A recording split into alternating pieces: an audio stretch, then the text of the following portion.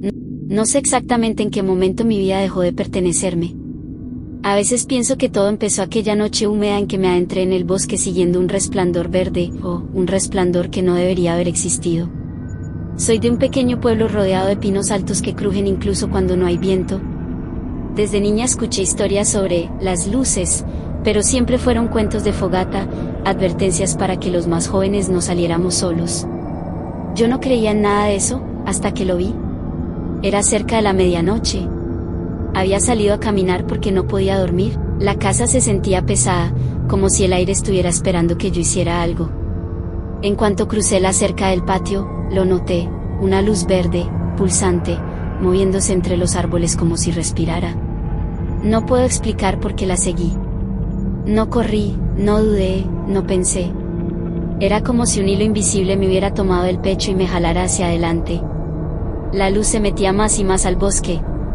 Y yo detrás. Al principio pensé que era alguien con una linterna, pero el brillo no iluminaba a su alrededor, solo a mí. El suelo bajo mis pies parecía vibrar ligeramente, como si caminara sobre un enorme corazón enterrado bajo la tierra. No sé cuánto tiempo caminé. Minutos, horas, el bosque empezó a verse distinto. Los troncos parecían más estrechos, como estirados. Las ramas colgaban más bajas, rozándome el cabello como si tocaran mi presencia para asegurarse de que todavía estaba ahí. Finalmente llegué a un claro donde la luz verde flotaba a poca altura del suelo. No tenía forma. No tenía fuente, solo estaba ahí, viva, esperando. Y entonces, se abrió. No sé cómo describirlo. Era como si la luz se abriera en sí misma, creando un espacio que no tenía forma humana ni lógica. Vi sombras moverse adentro, pero no proyectaban nada hacia afuera. Eran figuras que solo existían dentro del resplandor. No sé si di un paso más, o si alguien me tomó del tobillo y me arrastró hacia adentro. Recuerdo un sonido. Un zumbido profundo, tan grave que me hicieron vibrar los huesos. Y una sensación fría subiendo por mi espalda, como si mi columna fuese un carril por donde subía algo que no era mío. Luego, oscuridad. No recuerdo nada más. Hasta que abrí los ojos. Parecía que estaba en mi cama. Reconocí el techo, la textura de la cobija, incluso el olor. Pero cuando escuché voces fuera de mi cuarto, no reconocí ninguna. Entró una mujer llorando, diciendo mi nombre una y otra vez. Me abrazó tan fuerte que casi no pude respirar. Sus manos temblaban. Yo la aparté suavemente y le pregunté, ¿quién eres? El silencio que siguió fue insoportable. Vinieron más personas. Un hombre con barba que decía ser mi hermano. Una anciana que aseguraba haberme criado. Una niña que me decía, mamá. Todos hablaban como si me conocieran. Como si supieran quién era yo. Pero para mí sus rostros eran completamente desconocidos, como caras mal dibujadas. El médico dijo que era amnesia por trauma. Nadie me creyó cuando les dije que no me había pasado nada, que solo había seguido una luz en el bosque. Intentaron convencerme de que nunca había salido de la casa, de que me habían encontrado en mi cama a las 4 de la mañana, rígida, con los ojos abiertos. Pero hay algo que ellos no saben. Desde esa noche, cada vez que estoy sola, las luces se encienden en mi habitación, parpadean, como recordándome algo. Y a veces, cuando me miro al espejo, yo también parpadeo en verde.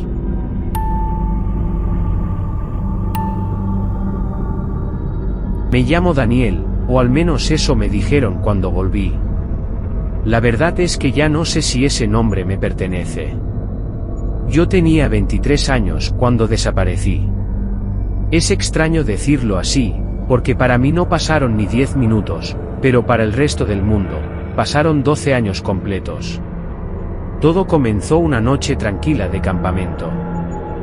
Yo era un tipo normal, mochila vieja, fogata improvisada, y un gusto por dormir bajo los árboles para despejarme del ruido de la ciudad. Esa noche, el bosque estaba más callado de lo habitual.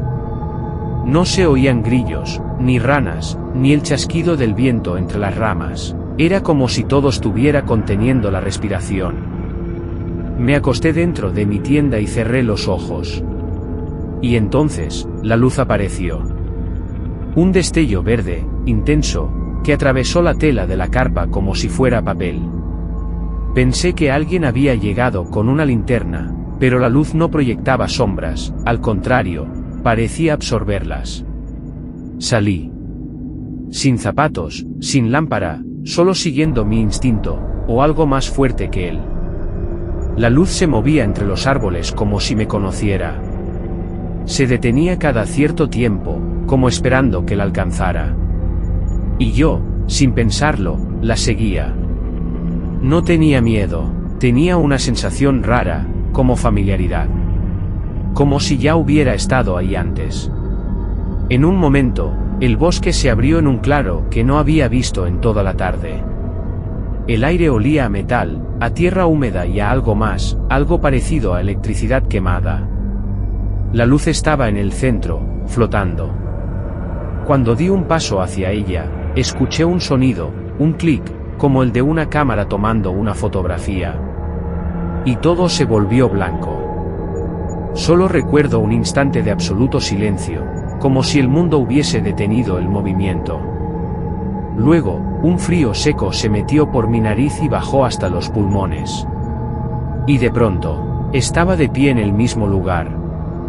Exactamente igual. Misma ropa. Misma posición. Mismo pensamiento en la mente. Pero cuando regresé al campamento, mi tienda no estaba. Ni mis cosas. Ni mis huellas en el suelo. Como si yo nunca hubiera estado ahí. Caminé hasta el sendero y encontré señales que no reconocía, postes nuevos, una cerca donde antes no había nada, y un letrero turístico que decía, Parque Natural Estatal, renovado 2018.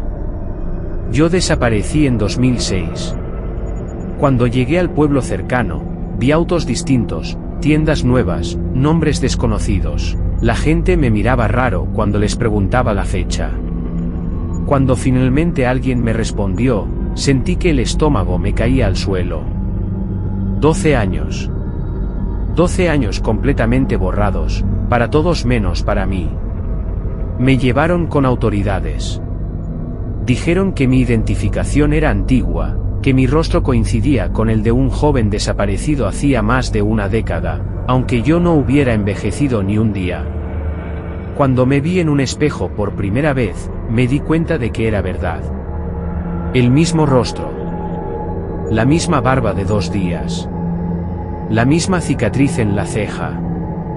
Nada había cambiado. Pero ellos sí, todos los que alguna vez conocí. Mi madre ahora tenía el cabello completamente blanco. Un hermano mío, que era casi un niño cuando me fui, ahora tenía 2 hijos.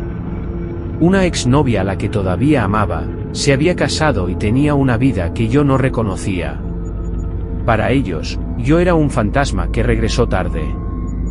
Para mí, ellos eran extraños con recuerdos que yo no viví. Y lo peor vino después. La primera noche que me dejaron dormir solo en casa de mi madre, me acosté mirando el techo, tratando de entender qué me había pasado. Y justo cuando estaba por cerrar los ojos, la habitación se iluminó con un resplandor verde, el mismo tono exacto, como un susurro que regresaba por mí. No venía de afuera. No venía de la ventana. Venía de dentro de mí. De la piel. De los huesos. Como si la luz nunca se hubiera ido, como si yo nunca hubiera regresado realmente.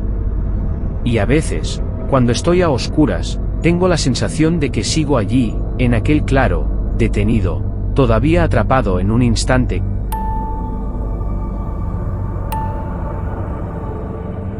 Nunca pensé que iba a contar esto. De hecho, a veces siento que no debería. Que cada palabra que diga podría atraerlos otra vez. Pero necesito sacarlo de mi cabeza antes de que ese idioma, ese sonido imposible, termine por devorarme por dentro. Todo ocurrió cuando trabajaba como guía voluntaria en los campamentos de verano del bosque de San Lázaro. Era un trabajo sencillo, cuidar a los niños, guiarlos por los senderos, enseñarles a armar tiendas y asegurarnos de que nadie se metiera demasiado al bosque cuando oscurecía. Ese verano era tranquilo, demasiado tranquilo. Los árboles no se movían aunque hubiera viento. Los pájaros cantaban menos. Y al atardecer, una neblina verde casi translúcida, parecía envolver los troncos como si respiraran. Los niños lo notaban. Decían que el bosque hablaba bajito. Yo reía para no asustarlos, pero en el fondo, algo me inquietaba. La noche en que todo pasó, 3 pequeños, Sofía, Mateo y Luis, no aparecieron a la hora de la fogata. Revisamos sus tiendas, los alrededores, el baño, la zona de juegos. Nada. Sabía que el bosque era peligroso de noche, y aún así algo me llevó a pensar en ese sendero que se abría detrás de los abedules, el que todos evitábamos sin saber por qué. Tomé una linterna y me adentré. No llamé sus nombres. Sentí, no sé cómo explicarlo, que si lo hacía, algo más me respondería. Cuanto más avanzaba, más extraño se volvía el ambiente. El aire olía a tierra húmeda y a hierro como sangre vieja. Las ramas no crujían bajo mis pies. Era como caminar sobre un suelo que no existía. Entonces los escuché. No gritos. No llantos. Era un canto. Voces de niños, pero no en español. Ni en inglés. Ni en ningún idioma que reconociera. Las palabras eran demasiado perfectas para ser inventadas, con ritmos y pausas calculadas, como si recitaran algo aprendido desde hacía siglos. Me paralicé. Lo que sentí no fue miedo, fue algo más profundo, como si una parte de mi mente quisiera entender ese canto, un impulso que no era mío. De pronto, la neblina verde apareció. Eran filamentos como hilos vivos que se movían alrededor de los árboles. Y a través de ellos, vi siluetas pequeñas. Los niños. Pero no caminaban. No se movían como niños. Sus pasos eran lentos, casi sincronizados, y sus ojos estaban completamente abiertos, sin parpadear. La neblina les rozaba la piel y parecía meterse por sus narices, por sus bocas, como si los llenara. Me acerqué corriendo y los tomé por los hombros. Estaban fríos. Hielos. Cuando me vieron, dejaron de cantar. Y los 3 dijeron la misma frase, al mismo tiempo, Terra al Nabor Ulen. Sentí un escalofrío que me dejó sin voz. Era como si esas palabras hubieran atravesado todo el bosque. Los llevé de regreso al campamento. No hablaban, no lloraban, no reaccionaban a nada. Solo repetían aquellas palabras una y otra vez como un rezo oscuro. La policía llegó. Los paramédicos también. Los niños estaban físicamente bien, pero algo en su mirada no encajaba. Cuando intentaron comunicarse con ellos, volvieron a hablar ese idioma inexistente. Y luego pasó lo peor. Los 3 comenzaron a reír. Una risa exacta, idéntica, como si viniera de una sola garganta dividida en 3 cuerpos. Esa noche los separaron en distintos hospitales para evaluar su estado. Pero al amanecer, los equipos médicos reportaron lo mismo. Los 3 niños despertaron al mismo minuto exacto. Los 3 se sentaron en sus camas al mismo tiempo.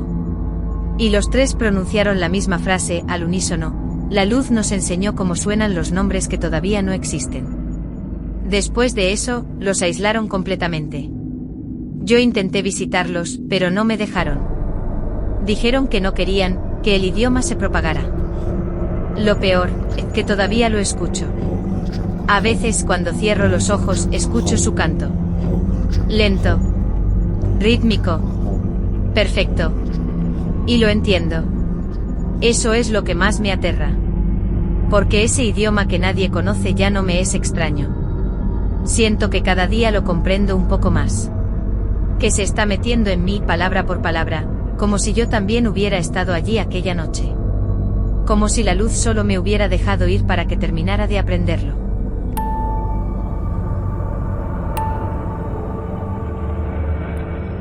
Yo era uno de los voluntarios encargados de las búsquedas nocturnas en el bosque de San Lázaro. Para entonces ya habíamos escuchado rumores de desapariciones extrañas, personas que se desvanecían entre la neblina verde y regresaban días, incluso años después, cambiadas. Pero nada me preparó para lo que vi esa noche. Ni para lo que se quedó conmigo desde entonces. Nos habían reportado a un hombre desaparecido hacía 3 días. Un senderista solitario, de unos 40 años, llamado Gabriel. Lo conocían bien, era fuerte, sano, siempre llevaba brújula y GPS, y jamás se desviaba de los caminos marcados.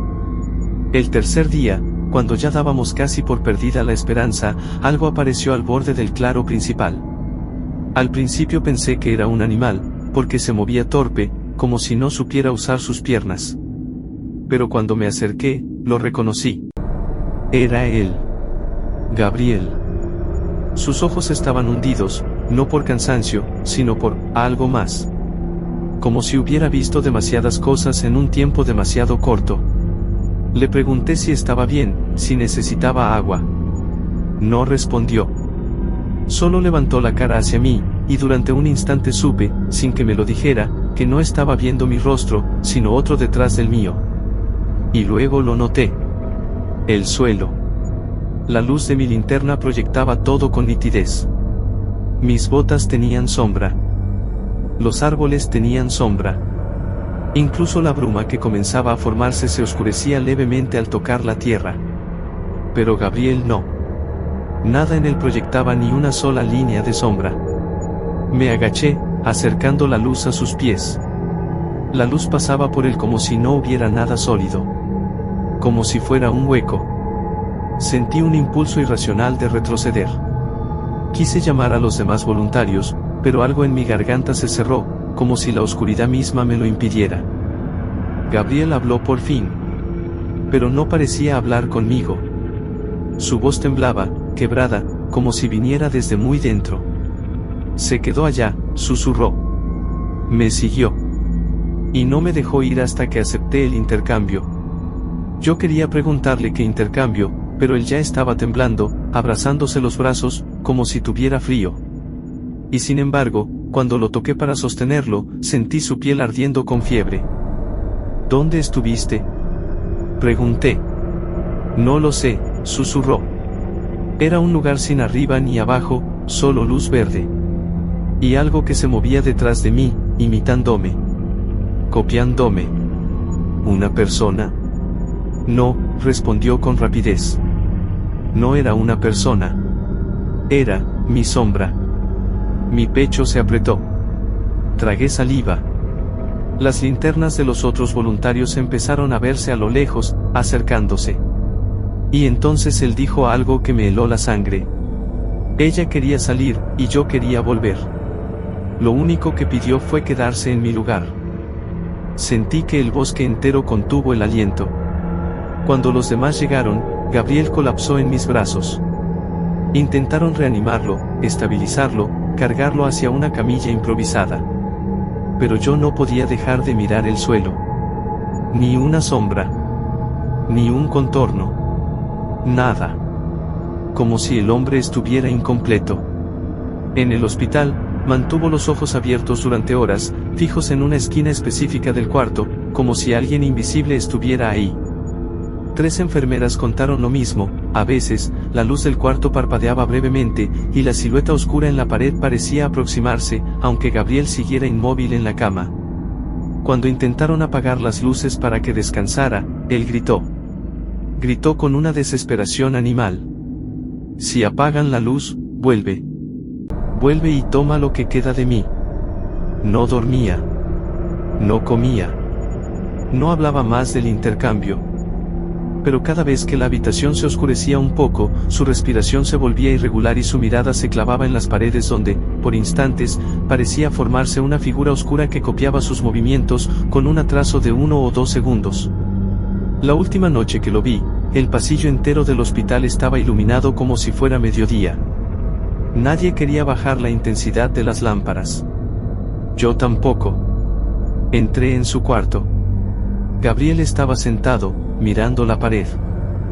No deberías acercarte, me dijo sin voltearse. ¿Estás viendo algo?, pregunté. Su voz tembló.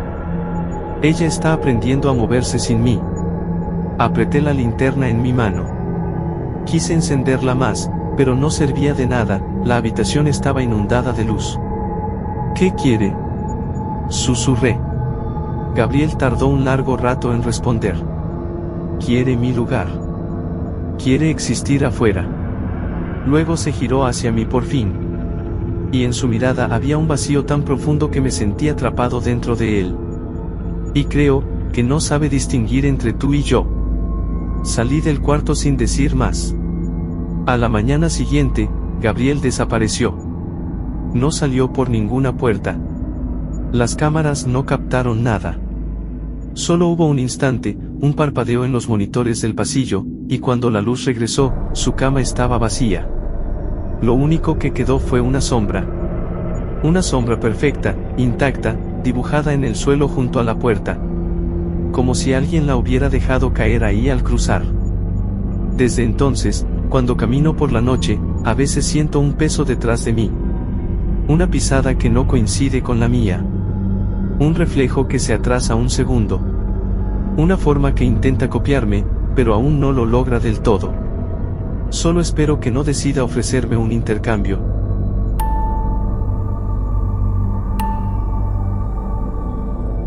Nunca olvidaré esa noche.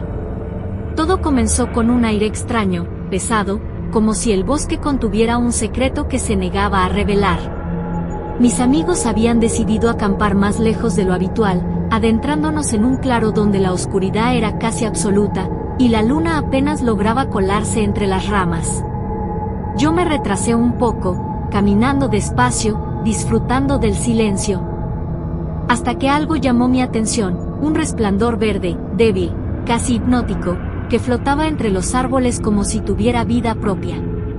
Al principio pensé que era una luciérnaga gigante, o alguna ilusión provocada por mi cansancio, pero el brillo se movía con inteligencia, evitando mis pies y guiándome hacia el corazón del bosque. Sentí un cosquilleo extraño, un frío que subía por mis piernas y luego se transformaba en calor en el pecho, como si algo invisible me estudiara, midiera cada latido de mi corazón. El polvo comenzó a posarse sobre mis manos y brazos, delicado, pero extraño, con un brillo que parecía contener pequeñas estrellas en movimiento. No escuché los gritos de mis amigos cuando me alejé. Solo había el susurro del bosque y un murmullo casi musical que parecía emanar del polvo mismo. Avancé más, fascinado y aterrorizado al mismo tiempo. Cada árbol parecía inclinarse para observarme, cada sombra se movía como si me acompañara, pero nunca se acercaba demasiado. Sentí una presencia detrás de mí, como si respirara mis miedos y los transformara en algo tangible. Cuando quise volver, no pude. El camino de regreso parecía haberse borrado, las raíces se entrelazaban en el suelo y las ramas formaban un muro que no existía cuando entré. La sensación de ser observada se volvió intensa, y el polvo comenzó a moverse con voluntad propia, cubriéndome completamente. Podía sentir su vida dentro de mí, pulsando, palpitando, y por un instante tuve miedo de que me absorbiera, de que dejara de ser yo. Horas, o quizá minutos, no podía medir el tiempo, pasaron. Cuando finalmente logré salir del bosque, mis amigos me miraban con horror y confusión. Mis ojos reflejaban el resplandor verde y mi piel estaba cubierta de ese polvo que parecía respirar y moverse como un ser vivo. Cada vez que intentaban tocarlo, las partículas se deslizaban, burlonas, formando patrones que nadie podía comprender. Intenté hablar, explicar lo que había sucedido, pero la voz me fallaba, salían sonidos extraños, un murmullo que solo yo entendía, y mis palabras parecían alterar el aire, como si el bosque estuviera escuchando y replicando cada sílaba. Con el tiempo, comencé a notar cambios más extraños. Por las noches, el polvo se agitaba y susurraba historias que no recordaba haber oído. A veces, sentía que podía ver a través de los árboles, percibir cosas que mis amigos no podían. Las luces del bosque regresaban incluso dentro de mi habitación, flotando silenciosas, observándome. Mis amigos se alejaron, y los vecinos comenzaron a mirarme con recelo. Había algo vivo dentro de mí que ellos podían sentir, aunque no lo veían. Incluso hoy, años después, el polvo sigue conmigo. No siempre brilla, pero lo siento moviéndose sobre mi piel, respirando, recordándome esa noche y que algo dentro de mí nunca regresó al mundo que conocía. Cada vez que cierro los ojos, escucho los susurros del bosque y el murmullo del polvo que me llama. Y cada vez me pregunto si alguna vez podré escapar de eso que se unió a mí aquella noche, o si, en realidad, siempre fui